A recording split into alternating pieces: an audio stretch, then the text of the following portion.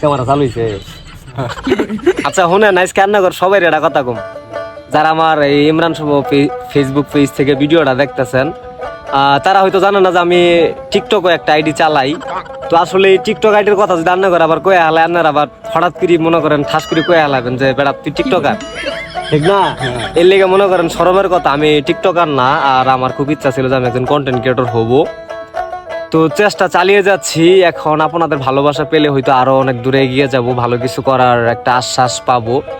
তো সবাইকে আমার টিকটকে দাওয়াত রইল, আসবেন যারা টিকটক ভালোবাসেন এবং টিকটক ভিডিও দেখেন। আমি মনে করেন কন্টেন্ট ক্রিয়েটর মানে কন্টেন্ট ক্রিয়েট করার পাশাপাশি কিছু টিকটক ভিডিও করি আর কি, মানে ভালো লাগে আর কি। গান টান দিয়ে অনেক আছে না যে কিছু গান পছন্দের থাকে, ছায়াছবির গান থাকে, এমন অনেক শিল্পী আছে যাদের গান ভালো লাগে। তো যেহেতু মনে করেন ছোটখাটো কম দামি একটা আইফোন দিয়ে ভিডিও করি, তাই ভাবলাম যে আইফোনের ক্যামেরা যেহেতু মোটামুটি অনেক ভালো, তাহলে আইফোন দিয়ে টিকটক মিকটক বানাইলে হয়তো আল্লাহ ভিডিও ফাটবো আর ফুটবো। তো মানুষজন দেখবো, যাই হোক মনে করেন আপনার ফেসবুক পেজ থেকেও মোটামুটি কিছু মানুষ আমরা চিনলো, টিকটক থেকেও চিনলো।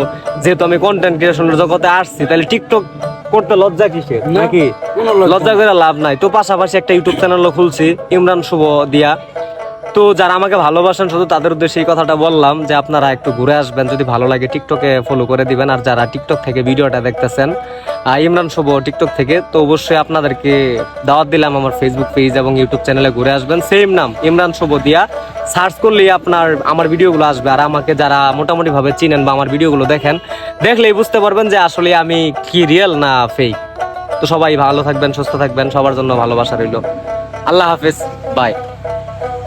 টানা